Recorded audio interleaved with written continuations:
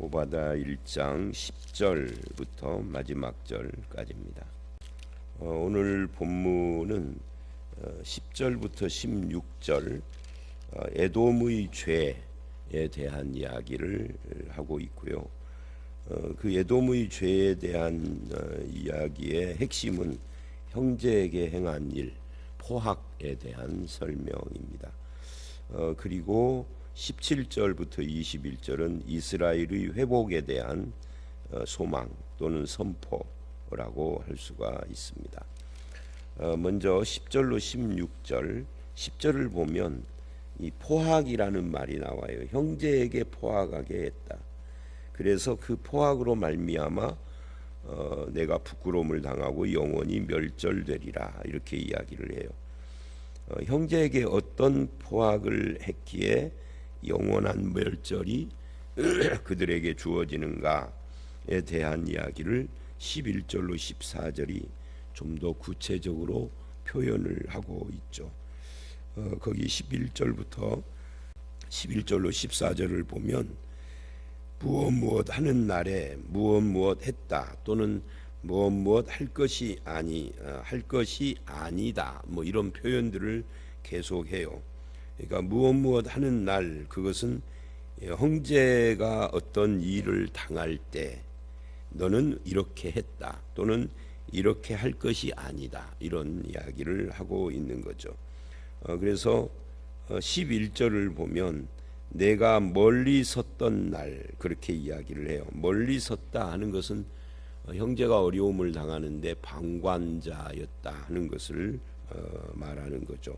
곧 그때가 언제냐? 이방인이 그의 재물을 빼앗아가며, 여기서 그의 재물이라는 것은 바로 이스라엘, 예루살렘이 이방인들에게 약탈되던 그런 것을 말하는 것이죠. 외국인이 그의 성문에 들어가서 예루살렘을 얻기 위하여 제비 뽑던 날, 이방인이 재물 뽑고 외국인이 성문 들어가서 제비 뽑는다는 것은 같은 말을 반복한 거예요. 그러니까 이방인들의 약탈을 지금 말하는 겁니다. 근데 그때의 두 가지 행동, 네가 멀리 서서 방관하고 있다가 그렇게 제비 뽑을 때 너도 그들 중에 한 사람 같았다. 그러니까 방관자이기도 하고 동참자이기도 했습니다. 언제? 이스라엘이 어려움을 당할 때, 이방인들에게 약탈을 당하고 침략을 당할 때. 근데 여기서 이스라엘과 에돔을 빼놓고 그냥 일반적인 것으로 표현을 하면 우리 형제, 믿는 사람이 어려움을 당할 때 방관자나 동참자가 되는 것을 이야기를 하는데, 그런 그 방관자 동참자의 죄를 지은 것도 하나님께서 영원한 멸절에 해당되는 심판을 하시겠다 하는 거니까 이게 굉장히 중요한 거예요. 형제에 대한 태도, 이게 하나님에 대한 태도하고 같은 거죠. 이 에돔 사람들은 이스라엘을 형제라고 생각을 했는지 안 했는지 알 수가 없지만 하나님은 너고 이스라엘은 형제야, 이렇게 말을 한다는 거죠. 그래서 예수 믿는 사람들이 서로를 바라보는 것도 옛날하고 지금이 좀 많이 다르죠. 제 기억으로는 80년대 정도까지만 해도, 90년대 초반은 잘 모르겠어요. 근데 80년대까지만 해도 예수 믿는 사람 숫자가 지금처럼 많지가 않았었기 때문에 믿는 사람이다 하는 것이 밝혀지면은 굉장히 가까웠어요. 그래서 금방 친해지기도 했고 서로를 믿기도 하고, 그러다가 뭐 뒤통수를 맞기도 했겠지만은, 그리고 이웃 교회에서 뭐를 한다면은 다 함께 하고 뭐 이런 분위기였었죠. 그러다가 기독교가 막 폭발적으로 성장을 했습니다. 70년대, 80년대를 거치면서. 그래서 7, 80년대가 한국 기독교의 성장 시기라고 할 수가 있죠. 그 전 60년대까지는 뭐 기초를 닦는 시기였다고 하면은, 폭발적인 성장을 하면서 뭐 교회들이 뭐 건물 안에, 한 건물 안에 위아래층 건물, 옆에 건물의 교회, 그 옆에 건물의 교회, 앞에 뭐 이런 식으로 도시에 생기고, 시골도 그때 70년대 80년대까지는 면에 하나 정도 있고 뭐 있어봐야 하나 더 있을 정도 그랬는데 이제는 리 단위까지 다 교회가 막 들어서기 시작을 했어요. 그러면서 형제 의식이 많이 줄어들었죠.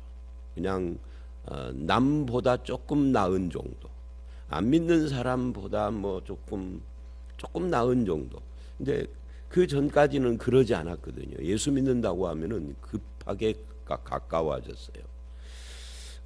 그랬었는데 지금 그런 관계에 있는 우리가 서로를 방관자나 동참자가 되어서 상대방이 어려움 당하는 것에 대해서 그런 태도를 보였다 하는 거예요. 그 다음에 12절부터 14절 이 형제가 재앙을 당하고 패망하고 고난당하고 환난당하는 날에 어떤 태도를 가질 것인가 하는 문제를 계속해서 말을 해요. 그때 방관할 뿐만 아니라 기뻐했다. 여기 쭉 나오죠. 기뻐했다. 입을 크게 벌렸다. 조롱했다는 거죠. 그 성문에 들어갔다 하는 것은 약탈을 했다는 것이고 그 재물에 손을 댔다. 그렇게 하지 않아야 할 것이다. 하지 않을 것이며 하지 않을 것이며 하는 말은 그렇게 안 했어야 되는데 했다 하는 것을 말하는 거죠. 우는 형제 옆에서 웃고 넘어진 형제 옆에서 춤을 추는 뭐 이런 것들이 하나님이 지적하는 악이에요. 우리가 우리의 형제뿐만 아니라 은근히 속으로 경쟁하는 그런 경쟁 상대의 실패를 보면서 박수를 치는 것도 여기에 해당이 되겠죠. 14절 도망하는 자를 막지 않을 것이며 이 말은 막았다 하는 거죠. 그러니까 이스라엘이 이제 바벨론이나 이런 데 패망을 해서 또는 북왕국은 아수르에게 남왕국은 바벨론이잖아요. 그렇게 패망을 해서 일부는 사로잡혀가고 살아남은 사람들은 도망갔을 텐데 그들을 막아서 그 고난의 날에 남은 자를 원수에게 넘겼다. 이게 악행들이에요. 그럴 때에 이 하나님께서 뭐라고 하시느냐 하는 거예요. 그럴 때에 이것에 대해서 영원히 네가 하나님 앞에 멸절되는 그런 심판을 받을 것인데 15절 왜냐하면 그래요.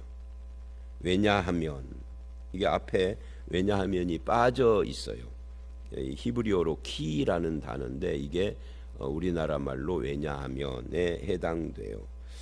그래서 이제 15, 16절이 왜냐하면 한 다음에 하나님이 무엇을 하실 것인가를 말씀을 하시는데 그 전에 이제 10절로 14절까지를 종합하면 결국 형제의 아픔을 방관해서도 안 되고 에돔이 이스라엘이 약탈당할 때 멀리서 구경만 하고 도움을 안 주었는데 하나님은 너도 그들 중에 한 사람 같았다라고 하면서 그들이 저지른 불의와 그냥 지켜만 보고 도움을 안 주는 이런 것들을 다 악이라 죄를 짓는 것이다 라고 그렇게 평가한다라는 것은 우리에게도 굉장한 도전이 된다.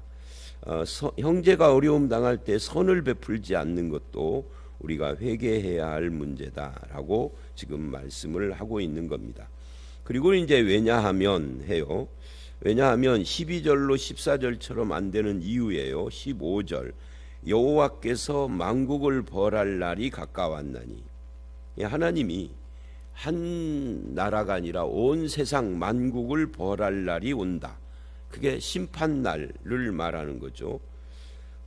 그래서 이제 내가 행한 대로 너도 받을 것인즉 만국을 벌할 날에 이스라엘만 패방을 한 것이 아니라 에돔 너도 하나님의 심판을 받을 것이다.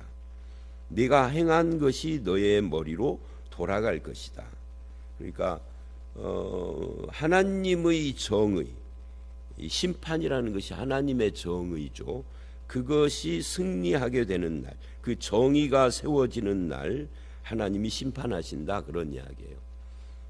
우리는 흔히 그런 말을 하죠. 하나님이 있으면 어째서 저런 참사가 일어나며 하나님이 있으면 어째서 저런 죄를 짓는 사람들이 멀쩡한가? 그러지만 하나님의 대답은 성경에서 항상 똑같아요. 심판하는 날이 있다 하는 거예요. 심판하는 날이 두 개죠. 최후의 심판, 예수님 재림할 때와 최후의 심판 날은 이제 완전히 거기는 뭐 확정적인 것이고, 그 날이 오기 전에도 하나님의 심판하는 날이 그 전에 중간중간에도 한 번씩 있는 거예요. 그래서 이 하나님의 심판의 날이 임할 때는 옆에서 구경만 하는 사람도 함께 심판을 받을 것이다. 그 이야기를 지금 하는 거예요. 영원할 것 같은 세상은 사라지고 결코 오지 않을 것 같은 하나님 나라가 임할 것이다 하는 것이 이 심판의 주된 내용이죠. 그때는 어떤 일이 일어나느냐? 네가 행한 대로 네 머리로 돌아간다. 그러니까 정의가 힘을 잃고 진실이 힘이 없어 보이는 그 불의한 세상과 불의한 악한 사람들이 득세를 하는 것 같은 그런 세상에 우리가 살고 있지만, 그래도 우리는 하나님의 심판을 믿는 거죠. 왜죠? 성경이 그렇게 말을 하니까. 그리고 역사 속에서 그런 심판은 간간히 있어 왔어요. 그러다가 최후의 심판으로 완전히 다 그 모든 것이 다 해결이 되는 거죠.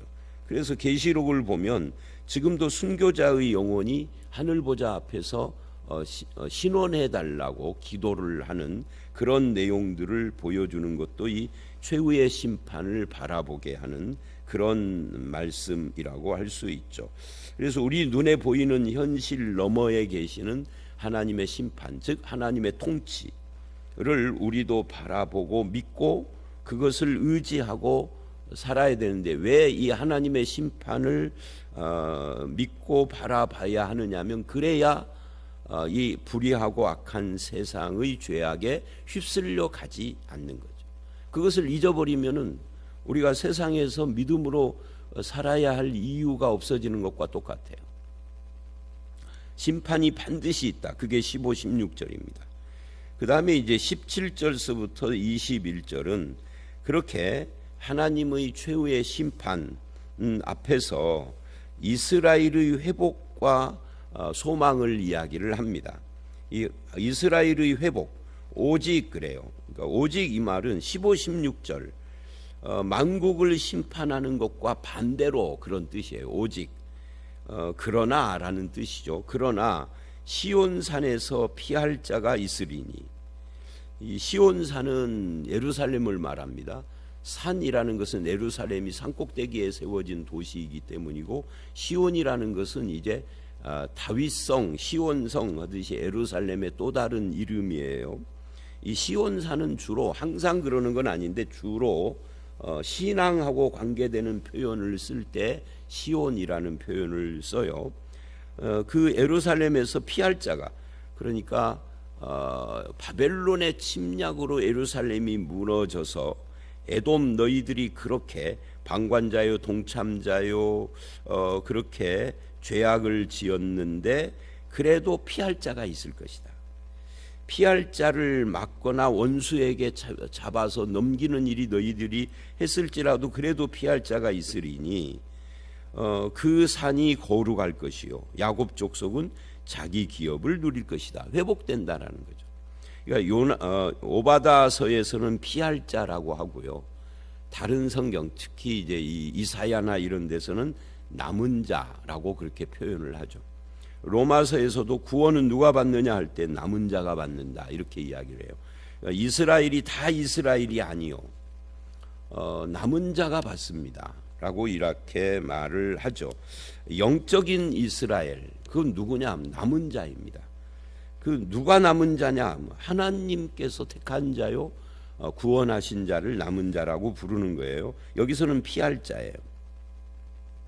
그래서 피했는데 결국은 이 시온산이 회복이 돼서 거룩해지고 야곱 족속은, 이스라엘은 자기 기업을 누릴 것이고, 또 18절 야곱 족속은 불이 될 것이다. 요셉 족속은 불꽃이 될 것이다. 야곱 족속, 요셉 족속 그러는데 이게 다 이스라엘을 말하는 거예요. 에서 족속은 이 에서 족속은 누구죠? 바로 에돔을 말합니다. 자기 형제인 이스라엘에게 못된 짓을 했던 그 에돔은 지푸라기가 될 것이라. 이 참 표현이 재미있죠. 이스라엘은 불이 되고 요셉 족속은 불꽃이 되는데 그 불과 불꽃에는 반드시 뭐가 필요하죠? 불 쏘시개가 필요하잖아요. 요즘 어린 사람들이나 어린 애들이나 젊은 사람들은 불쏘시개라는 말을 잘 모를 수도 있어요. 이 불쏘시개가 필요한데 그게 바로 오바다서에서 말하는 바로 너 에돔 네가 불쏘시개가 될 것이야 그런 말이에요. 그들이 그들 위에 붙어서 그들을 여기서 그들은 누구고 그들은 누구? 그들이 그들 그러니까 이스라엘 족속이 에돔 족속 위에 붙어서 뭐가 붙는다는 거 불이 붙는다는 거죠. 그들을 불쏘시개 같은 그 지푸라기가 된 에돔 족속을 불사를 것인즉 이 에서 족속에서 남은 자가 없으리니 여호와께서 말씀. 그러니까 17절과 18절을 이제 다시 정리를 하면 17절 예루살렘에는 남은 자가 있을 것이다. 그리고 그들은 회복될 것이다.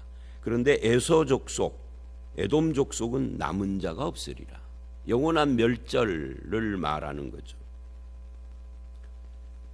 그 다음에 19절 20절 그들이 네겝과 에서의 산과 평지와 블레셋을 얻을 것이요.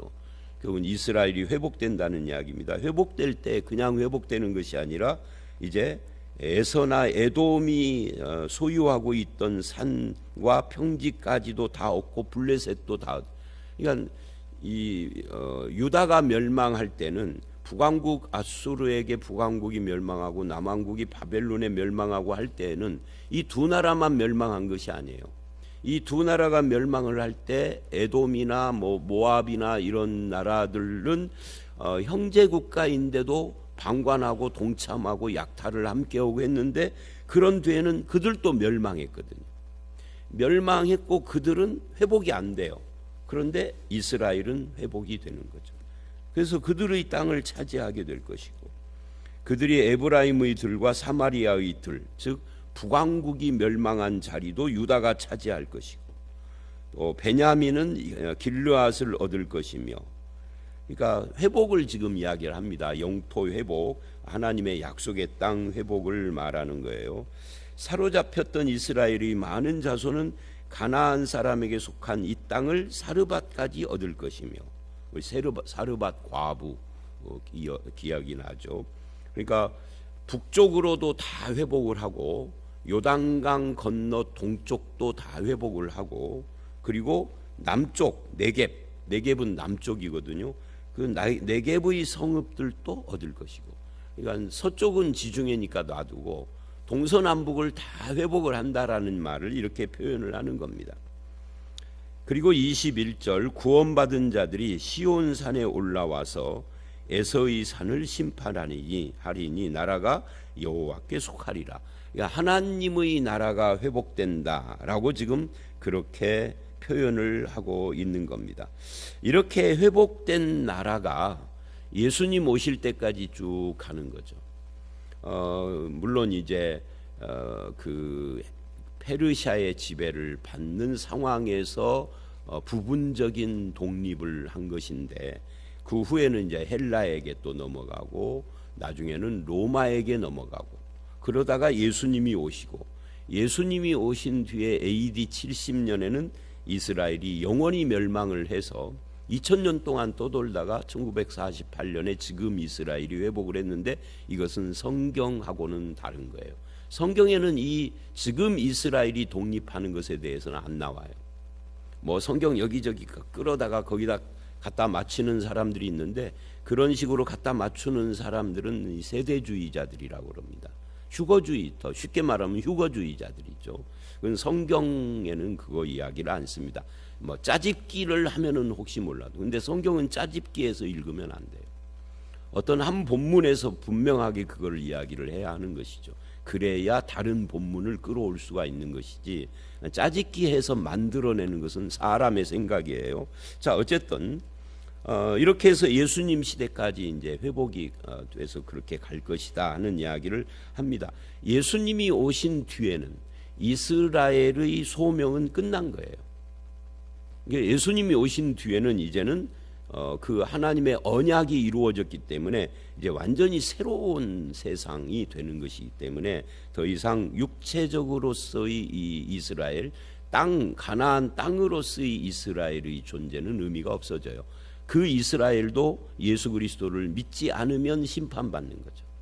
예수 그리스도를 믿으면 구원받고 이제 똑같아지는 거예요. 다른 민족들하고. 그건 이제 뭐 신약에서의 이야기니까 여기까지만 하고요. 자, 오늘 이 말씀과 어제까지 합해서 이 짧은 오바다서의 핵심은 딱 하나입니다. 형제에게 어떻게 대하는가 하는 거예요. 형제를 사랑하느냐, 형제에게 포악하게 행하느냐, 이게 하나님의 심판의 대상이다 하는 것을 말하는 것입니다. 저와 여러분이 육신의 형제, 신앙의 형제들에게 포악한 삶이 아니라 그 형제를 사랑하고 섬기고 도와주는 그런 삶을 살아야 할 것을 지금 이 말씀을 통해서 배우고 깨닫고 그렇게 실천하는 저와 여러분들이 다 되시기를 주의 이름으로 축원합니다. 함께 기도하겠습니다. 형제가 재앙을 당하고 고난과 환난을 당할 때 방관하거나 기뻐하거나 조롱하거나 약탈하거나 우는 형제 옆에서 웃거나 넘어진 형제 앞에서 춤을 추는 것이 악이고 하나님께서 그것을 심판하신다라는 말씀을 통해서 오늘 우리가 우리 자신을 살피며 믿음의 형제, 육신의 형제에 대해서 사랑하는 삶, 섬기는 삶을 살 수 있도록 우리를 인도해 주시옵소서. 아버지 하나님, 형제에게 포악한 삶을 회개하기를 원하옵고 또 하나님은 영원한 하나님 나라를 위하여서 남은 자가 있을 것을 말씀하시는데 그 피한 자, 남은 자 거기에 속하여서 예수 그리스도 안에서 우리도 구원받은 자가 됐음을 감사를 드립니다. 이 남은 자라고 하는 이 선택받은 주의 백성된 이 은혜를 끝까지 붙들고 지켜가며 예수 그리스도 안에서 하나님의 심판이 아니라 영원한 하나님의 구원의 동참자로 살게 된 것을 감사하고 그 감사의 은혜를 형제들에게 선으로 갚을 수 있도록 주님 인도하여 주시옵소서. 예수님 이름으로 기도드려 싸움나이다. 아멘.